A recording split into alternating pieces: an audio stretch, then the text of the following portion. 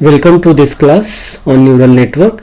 In the last class we have introduced some basic terminologies related with neural network and its main types, and also we have seen the neural network using the linear regression problem.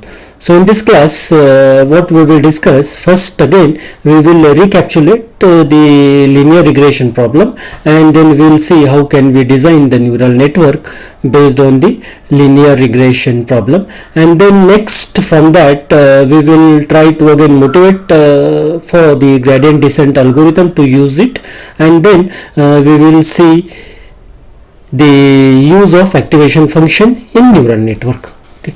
So with this with the same example of the linear regression, and suppose I would like to predict the weight of any human being or any person based on his or her height using the neural network. So for this, what is my requirement? First I have to collect the data that I can call it as a training data. With this I will train the neural network, and then during the testing purpose what we will do, we will give the height of unknown person, and we would like to predict it, the weight of that unknown person, and that I have to do it using neural network. Okay, so based on it let us see that first very important step for the design of linear neural network. I mean, first we have to collect the data set.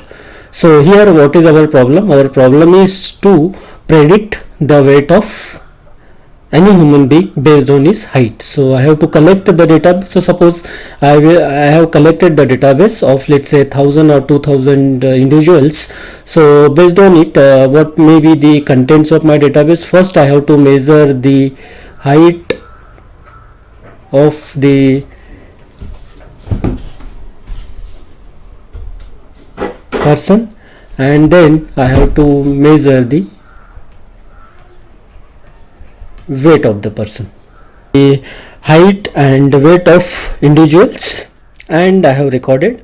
So suppose I have measured the height of first person, and suppose height was, say, for example, 152 centimeter, and its corresponding weight was 65 kg. Then I went for the second person, again I measured its height, let's say 160 centimeter, its corresponding weight was suppose 67 kg. Third person, again I have measured its height, let's say 140 centimeter, its weight is suppose 62 kg, like this.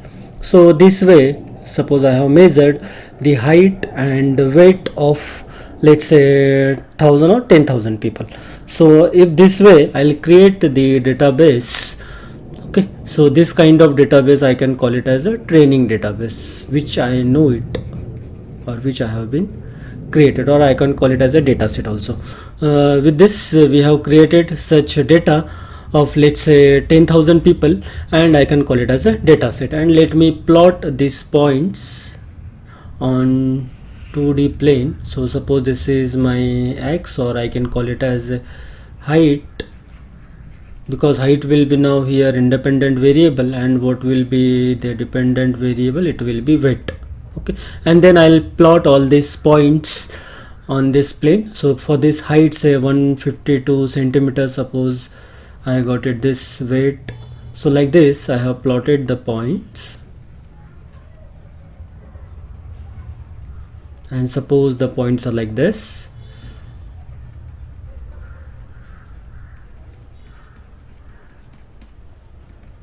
Okay, and now what I would like to do with this, I would like to fit the 2D straight line, and if I would like to fit this straight line, then there will be two parameters which I would like to find it out. First will be the slope, that is m, and second will be the y-intercept, because as we know for the straight line the two parameters are important, that is the slope and the y-intercept. And once I know the best fit of this straight line, so I'll be able to know the relation between the height with the width, and then once it has been trained properly using neural network, then you take it the height of any unknown person and you project onto this straight line, so you will be able to predict the weight of that unknown person. Okay, so this can be done basically using the supervised learning neural network. So in order to do this supervised neural network, there will be the process that we have to follow. As first, that like I said, we have to create the training set. Okay, so first will be that we have to create the training set or training data set.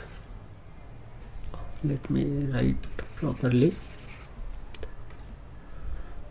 So first is create the training data set, which can be obtained by the measurement of its weight and height. Then feed this training data to the our main purpose, that is to the learning algorithm.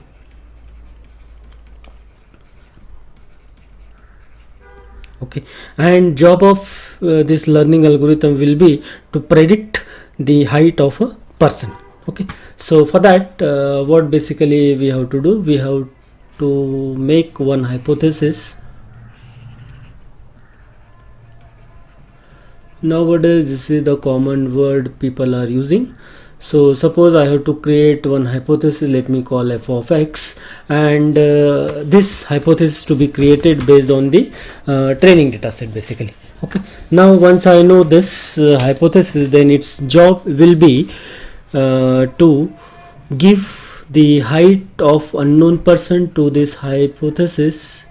So what should it do? It should be able to predict or estimate the weight of unknown person. Okay, and that we have to do it correctly probably, and it based on all the learning algorithm. So in order to design such kind of supervised learning neural network, we have to know the structure of neural network, and in order to know the structure of neural network, there will be many design choices involved. For example, what may be the workflow,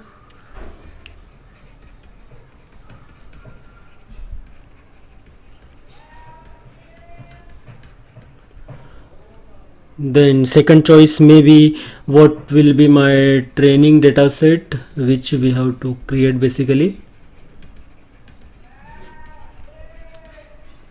Then third choice may be what will be my hypothesis, that is your f of x. X is the input, and again how that hypothesis to represent, or how to represent this hypothesis.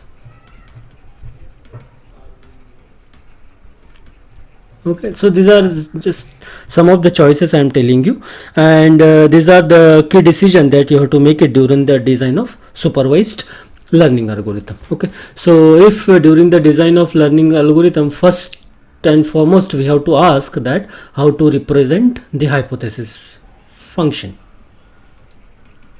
Okay, so in linear regression we can simply write using neural network structure. So there will be, for example,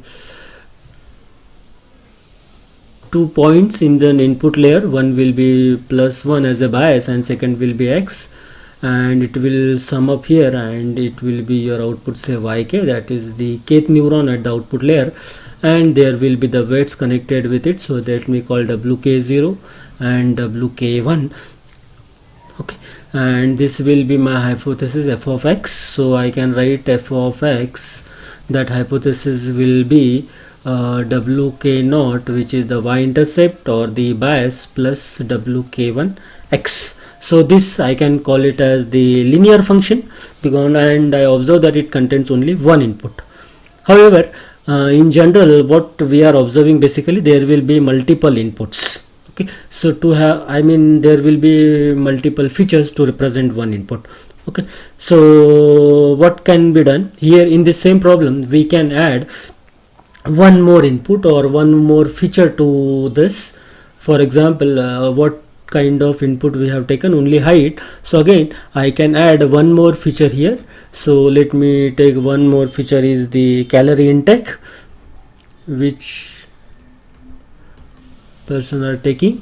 Okay, so suppose I have also measured the calorie intake people are taking. So suppose this is x1, let me write any variable. Okay, suppose z1, z2, some numbers, I'll get it.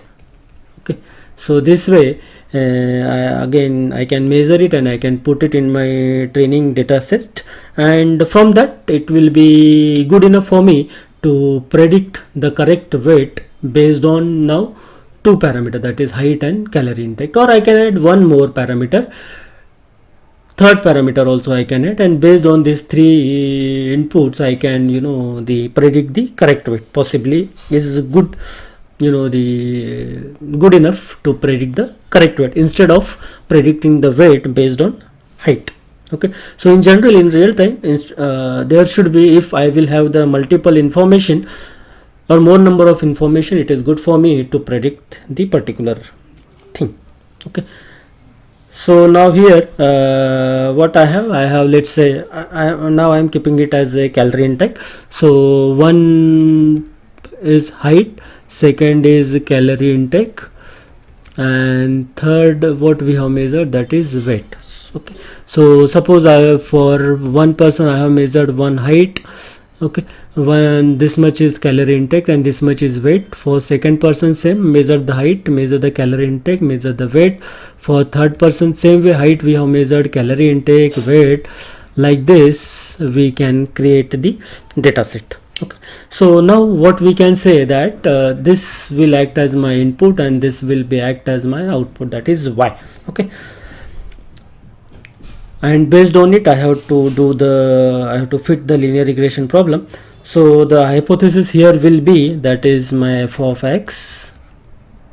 Okay, and which will be, suppose this we can call it as x1 and this I can call it as x2.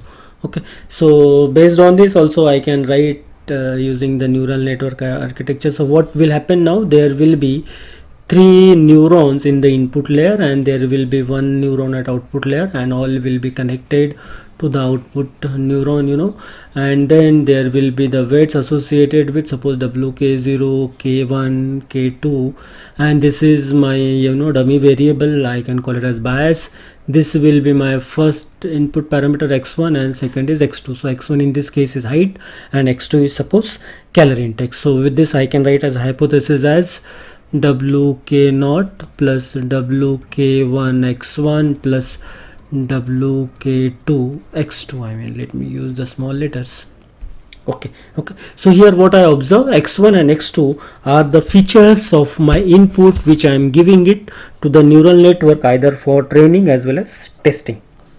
Okay, so x1, as we know, that is my height, and x2 is calorie intake, and this will be the architecture. So this also can be written in a compact form. So my hypothesis will be f of x, which will be the combination, this will be my f of x, and which will be the linear combination of this weights with the input. So I can, how many inputs I have? 2. So one will be 0 to 2 and it will be xj with wkj.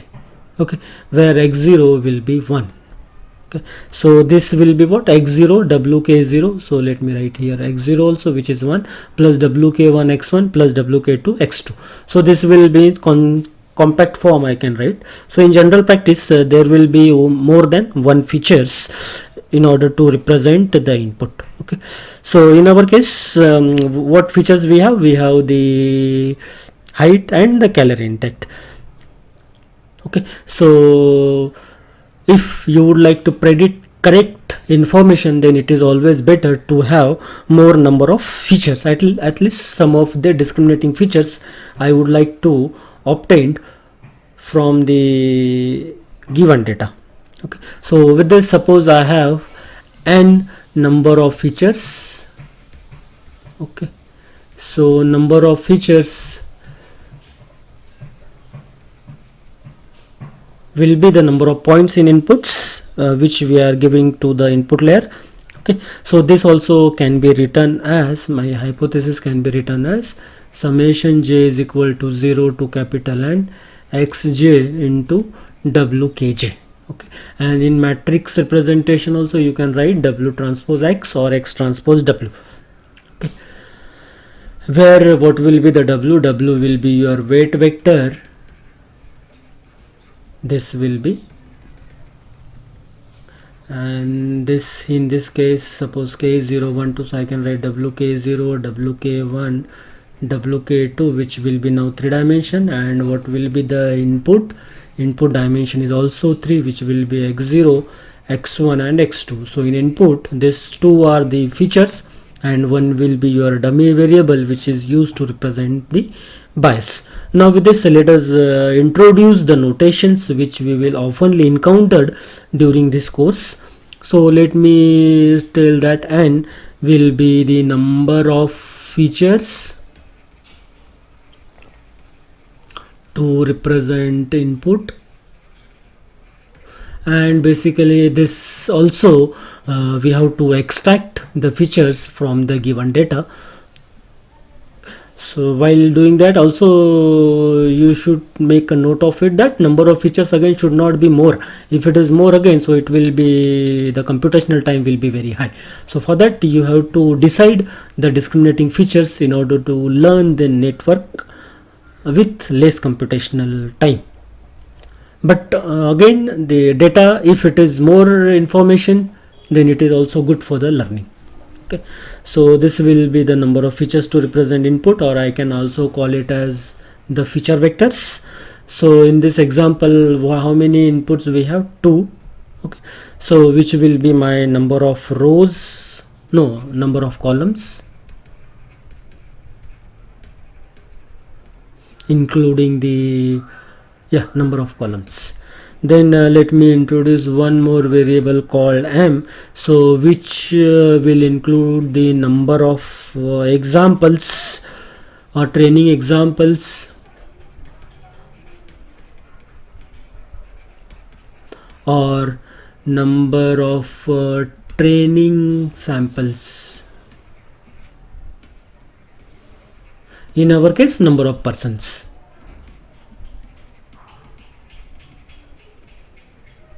Or number of rows. Okay, then x will be your feature vector, which will represent as an input. And now if I am using x with superscript I, so it should indicate the ith training feature vector.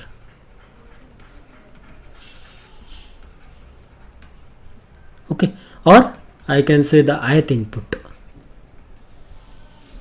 And now if I am saying y is my output, and if I am saying yi, so it will be the ith output, or again it is your target variable, and this is your input variable x. W we know that is the weight vector.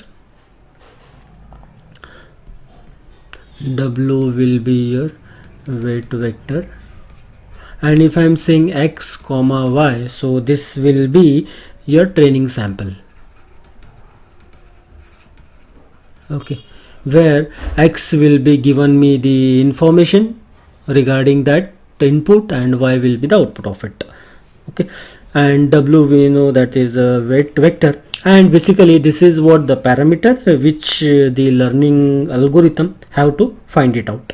Okay, and if I am saying xi with yi, what does it mean? That it will be the ith in feature vector with the ith output of it, or ith training sample, I can say. Okay, so basically during the design of the learning neural network, what basically I have to find it out? I have to find it out this weight vector. Okay, so with this, if I write x1 with 1, so what it means? That it is meaning that your first sample from the training database, and it is your first feature vector, right? If I am writing that x1 with 2, so it indicates that it is from first sample and your second feature vector.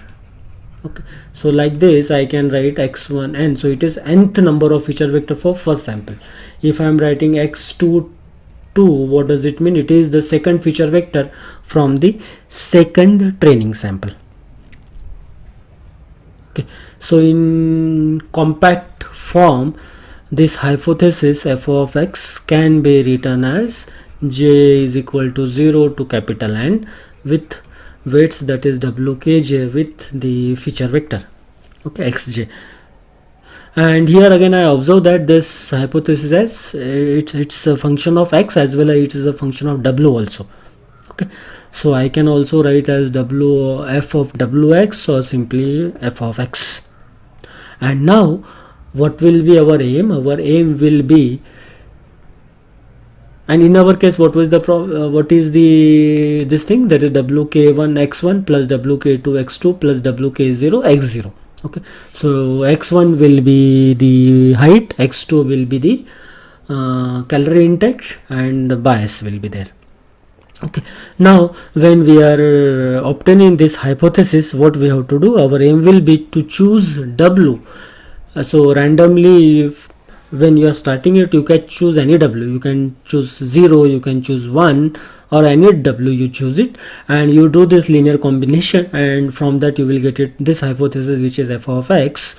And you try to choose w in such a way that your hypothesis f of x should be approximately equal to y, means your required output, or means your target output. Then only if you will be able to find out w such that your hypothesis will be equal to the target output, then you can say that this is your learning, or this algorithm you have learned properly. And this you have to do for all the training data sets, okay. So you have to choose w such that it will give the correct weight in the training database, which will be your y will be correct output. And this f of x generally depends on both, that is your features and also the weight vectors, okay. That's why I can write as fw of x, okay. So in our linear regression algorithm, what is to be done? In order to make it fx equal to y, I should able to predict the correct output, that is this hypothesis should predict the correct output. I mean, whatever the output it has been predicted, this should be equal to correct output, or whatever the weight has been predicted, this should be equal to correct weight, which we have been measured for the individual person, for the training data I am telling, okay. Because already we have done here, I think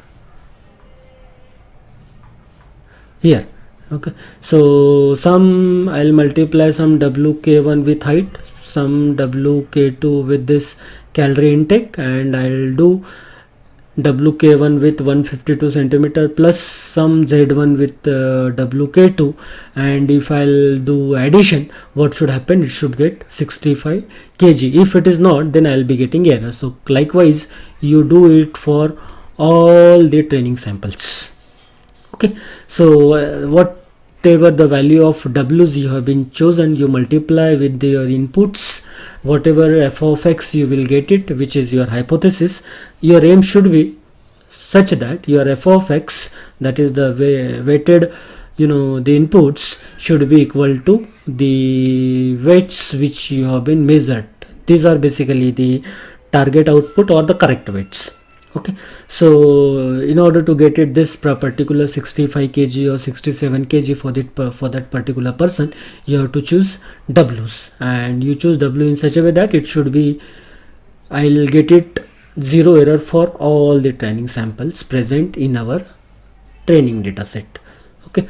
So what is our problem now? We have to choose the weight vector w in such a way that I should be able to minimize the error, and this error will be my now cost function, okay. So whatever the hypothesis I have obtained for this particular weight, I'll subtract from my targeted or the required or the correct weight.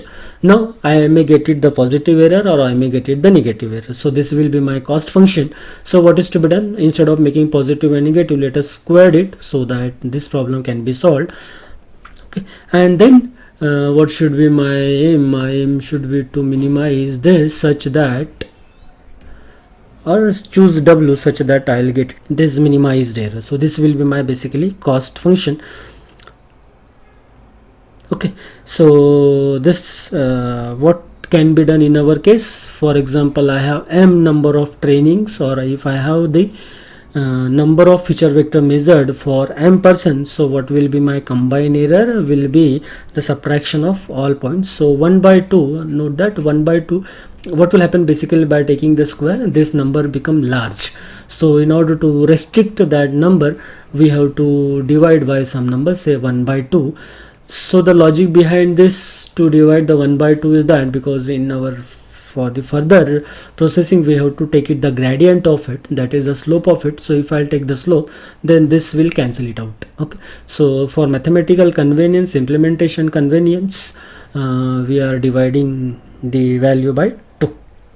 Okay, so this is just for mathematical convenience. And now let me write the combined error for this our problem. So I have m number of training samples, means I have the m number of individuals for which I have measured the height and I have measured the calorie intake as well as weight. So from that, for this m number of the individuals or the training samples, I have fixed some w for that particular I, for that particular feature vector, and it should be subtract from that yi. If it is 0, it is good. Otherwise you change this w and you do iteratively in such a way that by taking square, such that your this cost function or error will be 0 or as low as possible. So this is our problem. Our problem is now this cost function is now quadratic.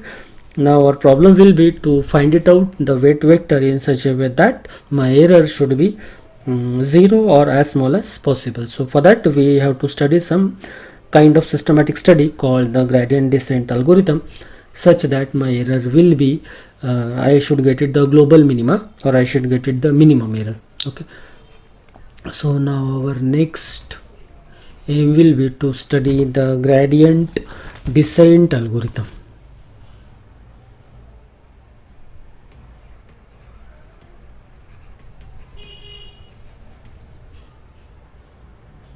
Okay, so according to linear regression problem also, this is what we have seen according to linear regression problem. Again we need this basically gradient descent algorithm. The same can be formulated for the classification problem also.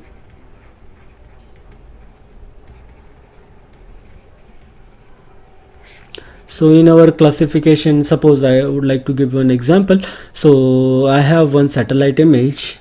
Okay, and let's say it is 100 number of rows and 100 number of columns. Now what I'm doing, previously we seen that why we need the gradient descent algorithm for fitting the straight line or for fitting or for approximating the function. Now the gradient descent also can be required for the classification problem also in neural network. So for that, let us just have the introduction about it. So suppose I have this, what is the classification?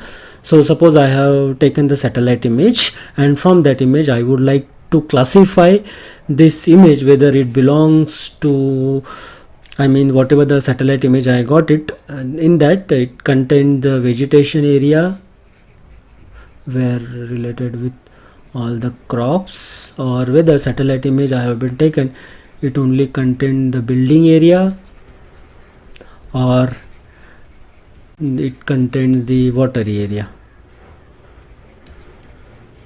Okay, so whatever the satellite image I got it, from that I would like to classify whether this satellite image belongs to vegetation area, building area, watery area, or this two, or both, or all the three.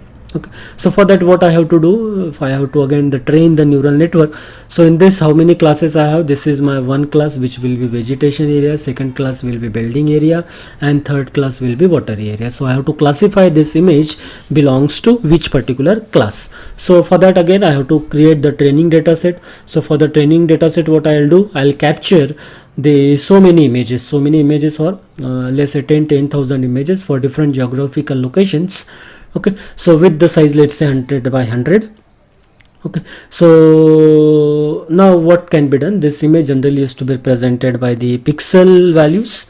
Okay, so this way I can create the training database, first image, second image, third image, fourth image. So first image is again 100 by 100, And for that, let's say this first image is belongs to vegetation area and building area, then second image I have taken which belongs to building area and watery area. Like this I'll collect, and from that if I unknown satellite image I will give it to my machine, so my machine should tell that this image belongs to which class, whether vegetation area, building area or water area, something like this. Okay, so this way I have to create the training data set. And how can I fit it this problem to the neural network? So this input was what will be the input here? Here inputs will be pixel values. So how many inputs I have? 100 by 100.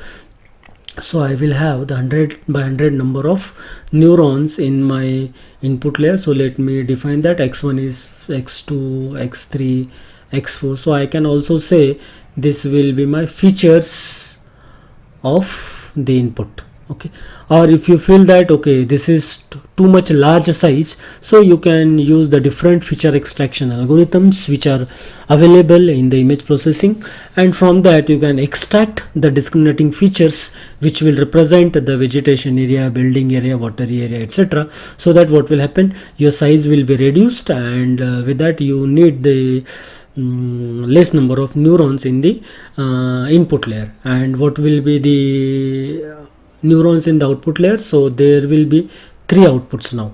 So how many neurons I need? I need the 3 neurons. So one neuron will give me the vegetation area, second neuron will be giving me the building area, and third neuron will be giving me the information related with water area. And all the neurons in the input layer collected to all the neurons in the output layer with some individual weights. This way all the neurons in input layer will be connected to all the output neurons in output layer.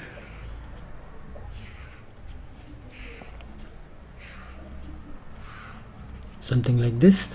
So there will be some weights. This will be some W dash, or let's say W, capital W1 is one weight vector, second will be say W2, and third will be say W3, like this. Okay, so this way you can fit this problem into the neural network problem, and from that I have to fix, or I have to find out these W1, W2, W3 vectors such that any the unknown satellite image I'll be give it, so it should be able to classify it into a particular class, or if whatever it contain, whether C1 C2 or C1 C3 or C2 C3 or C1 C3, like this. Okay, so for that also I have to obtain the hypothesis. So for that one hypothesis let me call F1, which will be giving me the information related with x1 x2 up to x 10,000. So for this will be your second hypothesis F2, which will be giving me the relation between the input points or the input feature vector. Similarly for F3 also. Okay, so this will be my the multi-input multi-output problem, and you find it out W's in such a way that W1, W2, W3, such that this should be equal to your targets in the training sample. Okay, or the outputs in the training sample. Okay, so this let me write y1, y2, y3 is equal to, let us use this yo represent the particular output. So how can we write this hypothesis here? Yo will be equal to, let's say n will be the number of features in the input. So this I can write as I is equal to j, let me use j is equal to 0 to capital N, Woj with xj. O is your particular output, and n will be your number of features in the input. So in the input or in the feature vector, which will be here x1 to let's say 10,000. Okay, and what will be the output vector? Output vector will be 3. So if it is 1 0 1, so it indicate that input image consists of vegetation area and watery area. That way also you can operate. Okay, and W1, W2, W3 will be the 3 vectors individually for this 3 hypothesis function. So W1, what I said, W1 transpose X, W2 transpose X, and W3 transpose X. Like this I have to design 3 different weight vectors here. And this, in order to design it, what will happen, your aim should be to design y naught in such a way that this y naught should be equal to your obtained targets, which will be t1, t2, t3, like this. Okay, and this also you can fit it into the error kind of thing, which will be, suppose yo, or let me call the hypothesis, which is suppose fo, which will be the combination of x1, x2 up to x, let's say this much, and minus particular target, and find out the error. So error may be positive, negative, so this problem can be solved by taking square and divide by 2, so that the number will be reduced and convenient for the mathematics, and it should give it my error or the cost function. So this will be my cost function, and again I found that this is in quadratic form. Okay, so in order to find out the minimum error or the cost function, again I have to use the gradient descent algorithm. Okay, so this way what we have done now, we have formulated it into this problem, y is equal to x square, which will be quadratic. Okay, so suppose I'll take it this x, this is my y, this I'll write in generalized way. So now problem is like this. Okay, so suppose this is my error and this is my w, and at the start for this particular w I am here, means suppose I'll take it w is a 10. Okay, so for that what error I'll get it 100, because we know that error will be equal to this representation. Okay, so if I'll plot this is like this, then what will happen, 100, so I have to reduce it. So what I have to do, I should go in this particular direction. Okay, so that my error will be reduced. So for that what I will select, I'll select next w, let's say 8 or 9, and for that correspondingly I get some error. Again I observe that okay, this is not minimum, again I will go here, I'll get it this error, I'll go here, I'll get it this error, I'll go here. So what I have to do, I have to go in this direction. Okay, so I have to go opposite to the direction of your error. Okay, change in error. Fine. So now basically what I have to do, I have to find it out how is the rate of fall of this error with respect to your w. Okay, so let us formulate that. So here I will, now my aim will be to find out the gradients, which will be giving me the rate of error with respect to w. So dabba e by and dabba w, so which will be giving me the rate of error with respect to w. So previously what was happening, for this particular weight I have selected, for that I got it this way, now error is more, so I have to reduce it, so I have to go in this direction. So what should happen, I should do some correction in the original weight. What was the original 10, so I will add, let's say 2, I will subtract 2 from it, so that now my new weight will be 8. Again I will check it out this way. So in this way I am trying to find out the direction of the minima, and the gradient descent algorithm will be very helpful to find it out that problem or to solve this problem. Okay, so now let me consider for one set of weight. Okay, so suppose I'll consider one O is my particular output and I is my particular feature point from the feature vector. Okay, and let's say y naught will be my actual output, and let me define some terminology. T naught will be suppose my targeted output. Actual output means which we have been obtained from the hypothesis. Okay, so with this what can be written, your error I can write as the half of the y naught minus t naught its square. So suppose this is hypothesis y naught and t naught is your actual, take it squared, and we know y square and 1 by 2. Okay, so, and with this you can write combine error also for all the points you can add. So this is for u, and for all the samples j is equal to, let's say 1 to m, you can find it out the combine error. For time being, let me write the error for the one particular weight or one input. Okay, so suppose O is my particular output neuron and I is my particular feature vector neuron. Okay, so with this I can write as daba e by daba that particular weight. So oth neuron in output layer and ith neuron in the input layer. Okay, so this basically I would like to find out which is my gradient.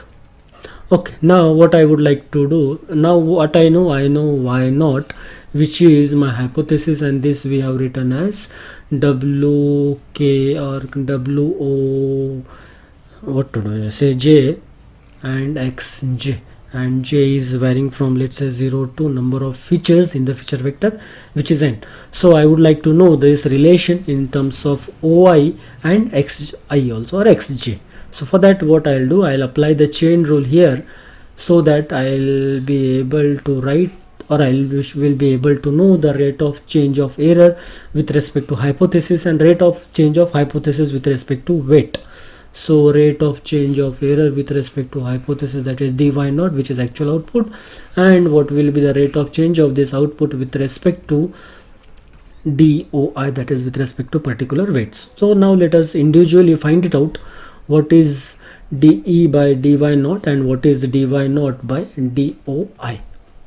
Okay, so in order to find it out, dE by doi naught, let me write E, which was 1 by 2 y naught minus t naught, its square.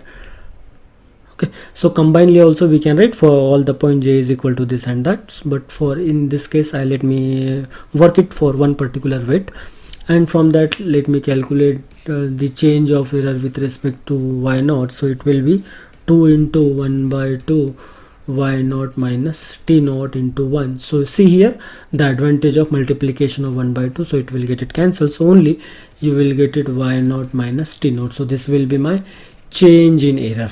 Let me represent with the symbol delta I. Now what next I would like to obtain? I would like to obtain dy naught with doi. Okay, so dy naught with doi.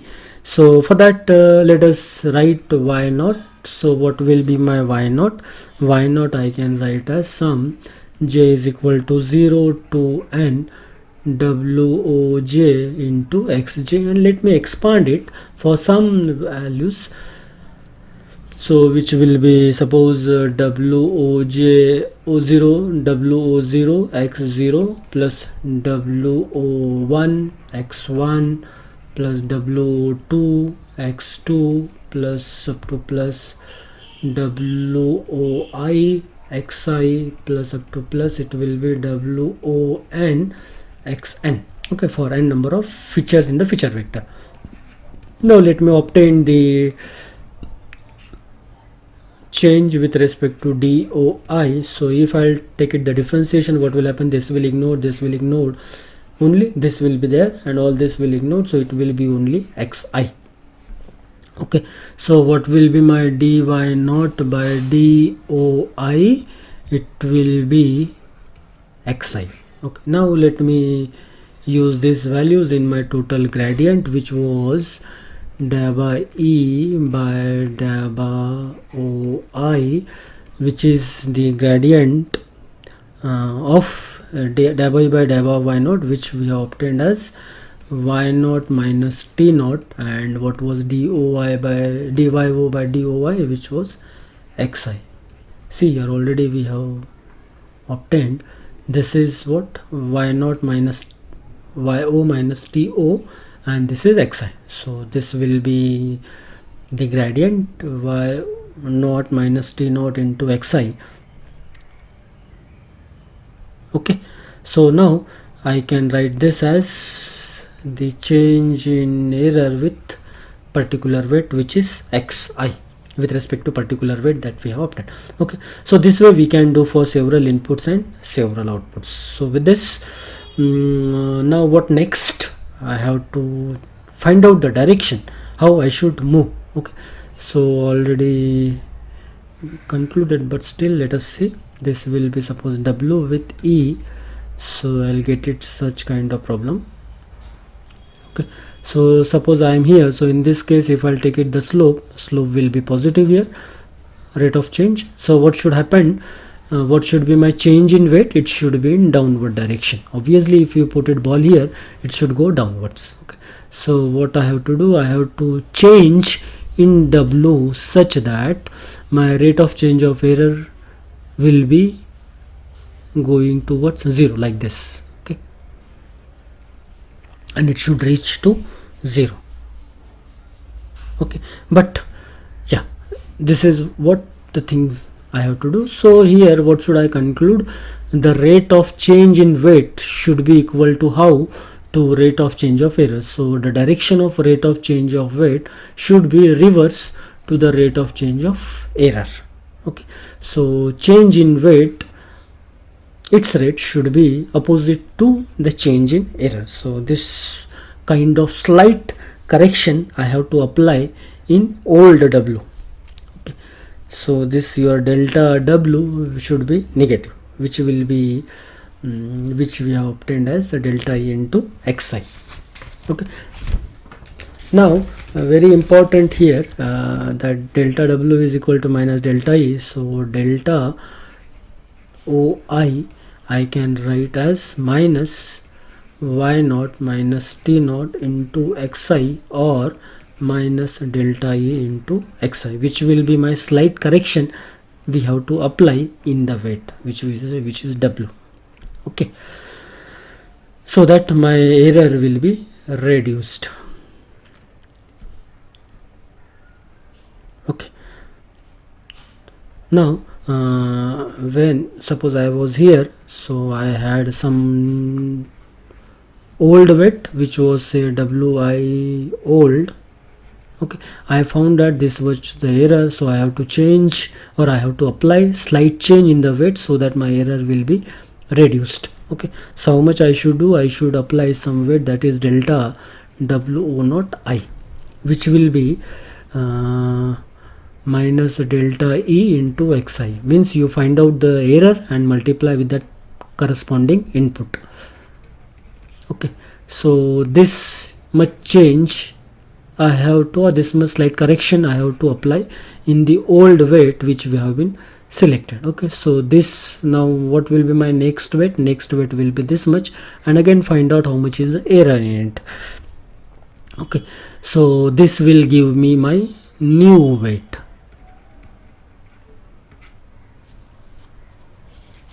Okay, so this way we should try to find out weight in such a way that my error will be as small as possible, or my error will be 0.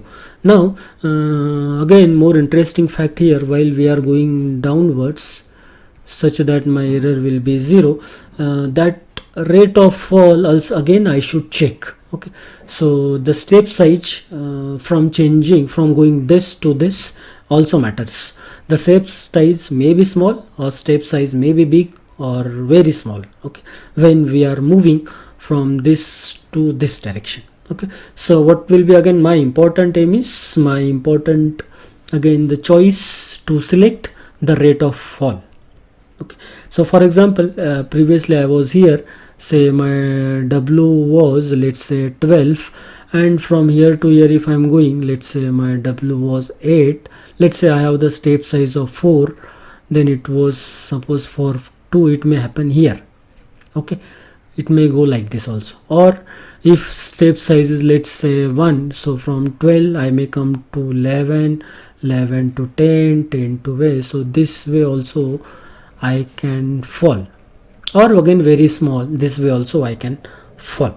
Okay, so now what is important here? Important here is to control this rate of flow, and that also we have to decide. So this can be done by introducing one more variable here, called this Greek letter eta. Okay, so now what will happen with this slight correction, that is double delta WOI, this is okay, delta E into xi, but I should know, I should have some control on this rate of fall. Okay, so that I'll multiply with Greek letter called eta. Okay, so basically this will help to reach to minimum point, so that this will be also applicable for converging your algorithm. Okay, so this also I can add eta with y naught minus t naught or yo minus to with xi. So this is the factor by which your rate of fall of gradient is doing. Okay, so this is also the controlling the rate of fall of your gradient. Okay, so this eta is basically controlling the rate of fall, means controlling the learning algorithm. Hence what name I can give it, this is the factor by which we are controlling the rate of fall. That's why the name is given it as the learning rate. Basically this is the rate, or this is the factor by which your learning algorithm is controlling, and that's why the name is learning rate. Okay, so let us see one or two possibilities here. So if my learning rate is very high, or if I'll keep this factor is very high or very large, then what will happen? Then there may be the chance that you may get instability in the algorithm, or your algorithm may not converge. Let us see how. So suppose I'll draw the 3D surface here, the same problem.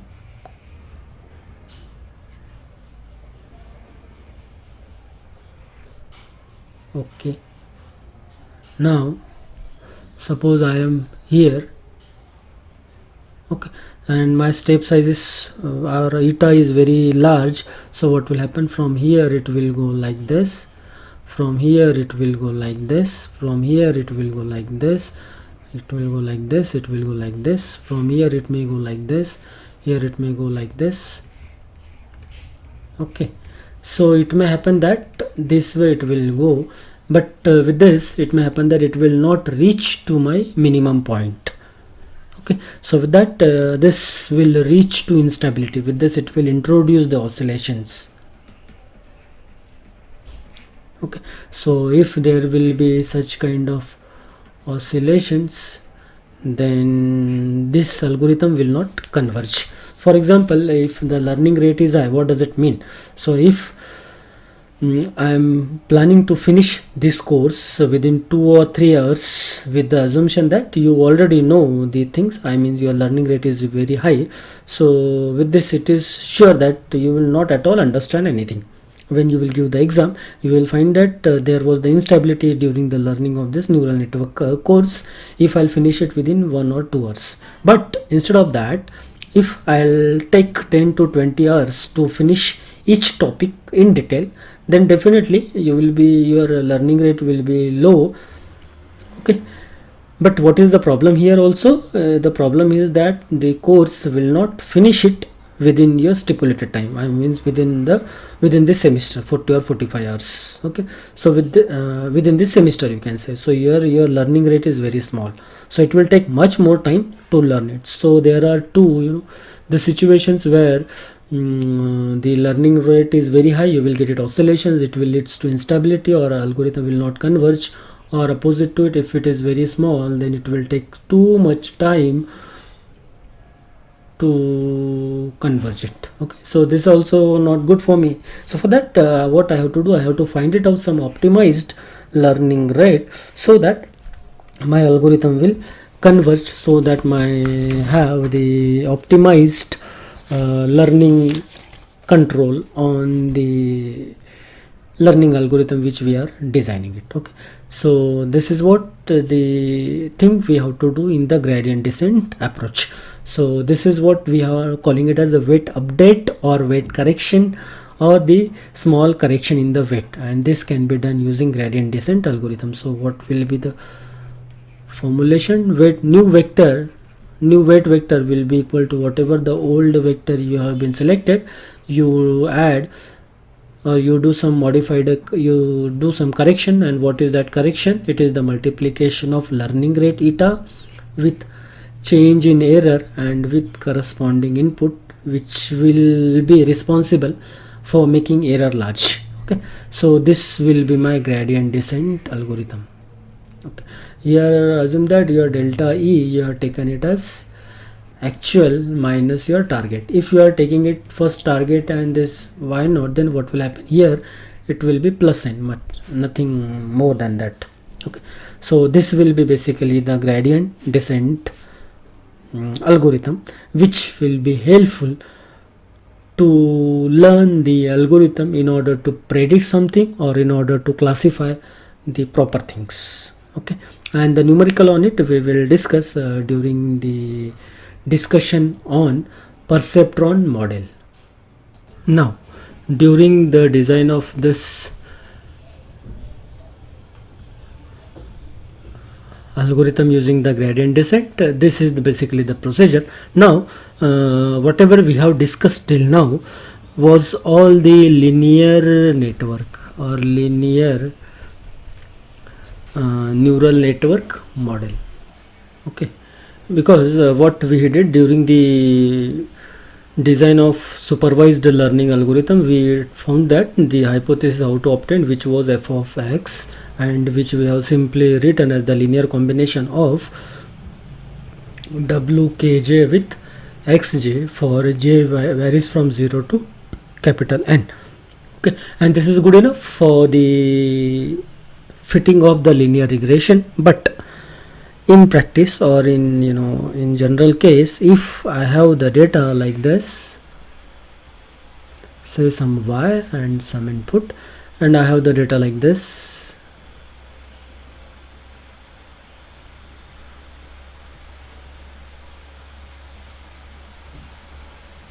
something like this. So here we can say that our problem, what we have been done, that is the fitting the straight line for the obtained points may not be correct solution. Okay, yeah, no doubt this linear model can be helpful to approximate such kind of non-linearity, but you can use the you can use the piecewise linear model and you can approximate using straight line, but it will give me more error, lot of error. Okay, and this is not the good solution, or this will be leads to complicated problem. Okay, so linear model may not be good choice, or will not be definitely good choice for such kind of representation. So for that, what will be our next, what is the problem now? The problem is, in order to fit the non-linear presentation, your linear model which we have seen this may not be good or will not good. So what I have to do to solve this problem, I have to go for something non-linear neural network. Okay, so what is the change basically in linear and non-linear neural network? This is only the formation of the hypothesis function. Okay, so definitely for this I need the non-linearity, or I need the non-linear mapping. So this is applicable for the regression as well as for the classification also. Let me give the examples. The linear model which we have seen, that is the linear neural network, which was simply f of x, which was the linear combination of weight with x. This will be good enough if this will be good enough for linearly separable classifier. I mean, if I have two classes like this,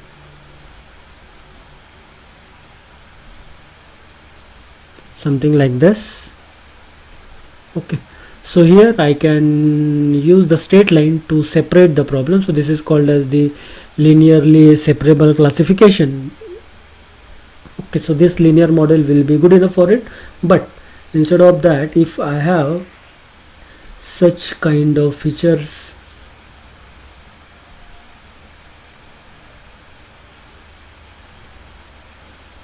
such kind of feature vectors, okay, so for this linearly separable classifier will not be good, or straight line is not good enough to separate this. So what I have to do, I should have the classifier like this, which should be non-linear classifier. Okay, so in order to do that, this is may be possible, may not be possible. So what can be done, I will do some non-linear mapping here on the feature vector, such that I will be able to classify this. Okay, so what I'll do, I'll map all these feature vectors in such a way that some are like this. Okay, and this I'll map here. something like this. It may not come here.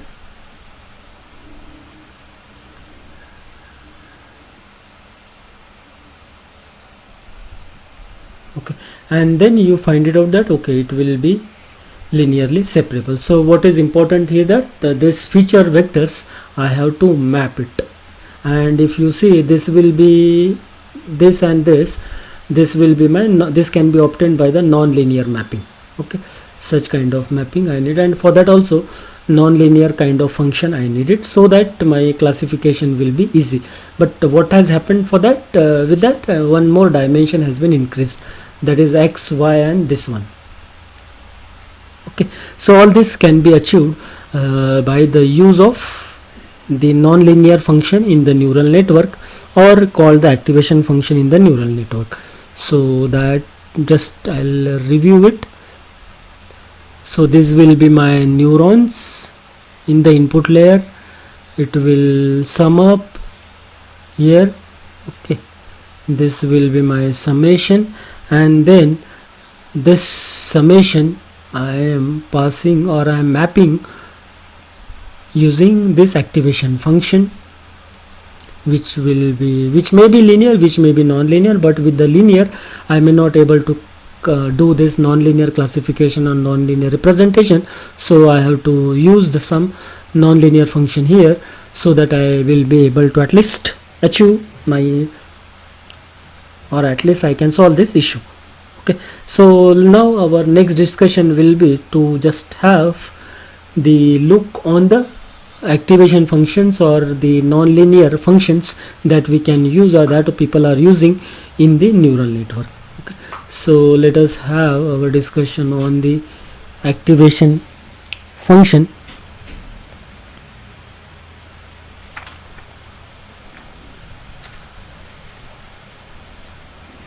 Or activation functions. So first very important function called threshold function, or I can call it as also the non-linear functions. So first is the threshold function, and which is very simple. Suppose y is the thing and hypothesis f of x. So this will be 1 if your x, that is linear combination of your input with weight, will be greater than or equal to 0, and it is 0 if it is less than 0. And this can be represented graphically like this. This is x and this is your y, or f of x, so which will be like this. So this is your thresholding function. Okay, and this is also called the mapping of the input features. Okay, so that I'll get it y as a representation. Okay. Also this also slightly can be modified. If I don't want 1 and plus 1, if I want plus 1 and minus 1, then I can introduce one more thing, which is like this, called the signum function, which is minus 1 to plus 1. Okay, so this is the threshold function, and basically in neural network, if such kind of activation function involved, then that neural network model called Pitts neural network model, which is consists of input neurons in input layer, add everything with the particular weights, and then here use the activation function as a threshold function, and resultant will be y. So somewhere I'll write here. Okay, so if activation function is threshold function, then that kind of model is called the Pitts model. Okay, now if you look at this function, this is good enough for some short kind of neural networks, for short applications. But if you look this network carefully, what you observe is this is there is the discontinuity present here. Okay, so this function will not be differentiable. But as also we observe that during the learning algorithm, that is during the gradient descent approach, we found that we need a gradient, means we have to differentiate that. So if I am differentiating this function, so this function will not be differentiable.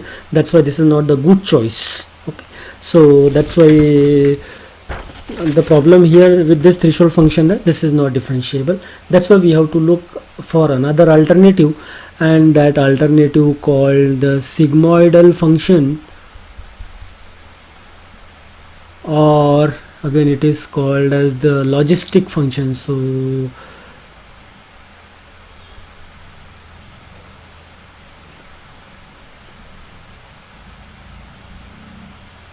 logistic regression also people are calling. Okay, and how it looks like this.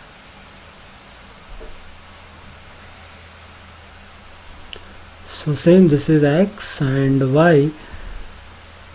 Okay, so it will be from something like this, or let me, you can get it the different shapes here, something like this. Basically this is S shape.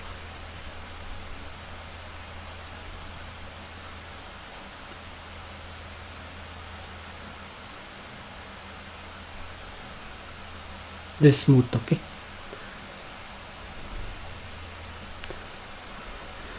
and mathematically you can write f of x will be 1 over 1 plus e raised to minus some a into f of x, or what will be this, which will be 1 plus 1 into e raised to minus a summation xj into w kj for j's. Okay, or let me take it this f of x as v.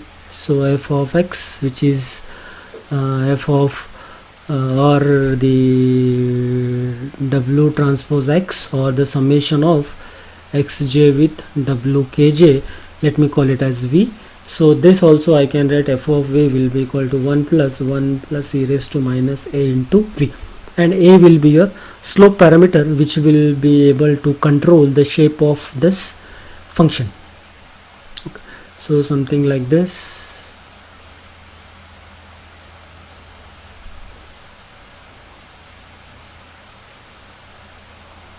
Or this way. Okay, so what are the properties of this logistic or the sigmoidal function? This is continuous. Okay, this is differentiable also. This is monotonically increasing.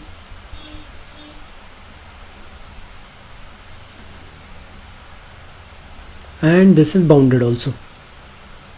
So with these properties, people were oftenly used these functions in most of the networks. Okay, and if I would like to take the differentiation of this function, what will be the differentiation? F dash v will be 1 plus e raised to minus a v its inverse, so it will be a into e raised to minus a v over 1 plus e raised to minus a v square. And if I would like to find out this function at v tends to infinity,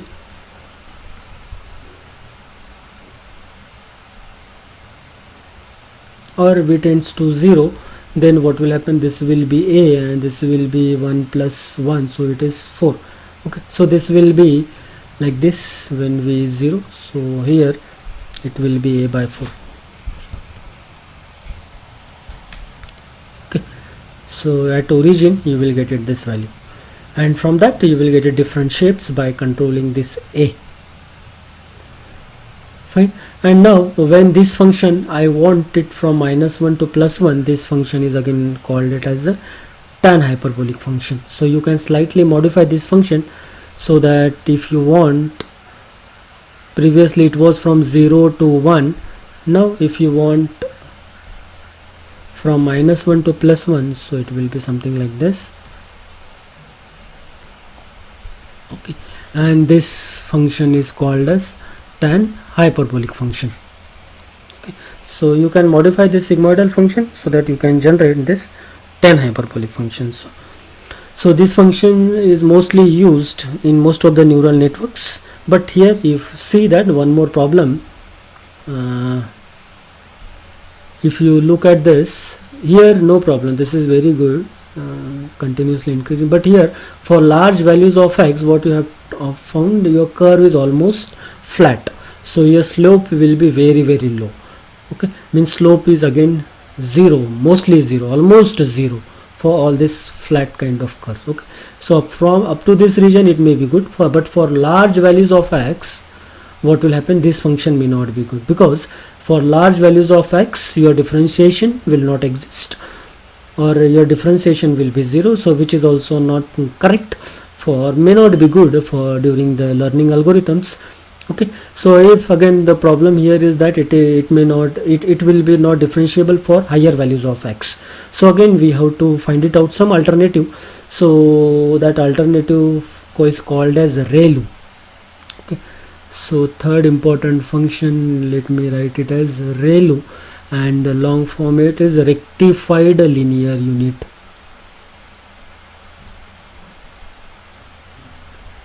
Okay, and how it is y is equal to, you take it maximum from 0 to x,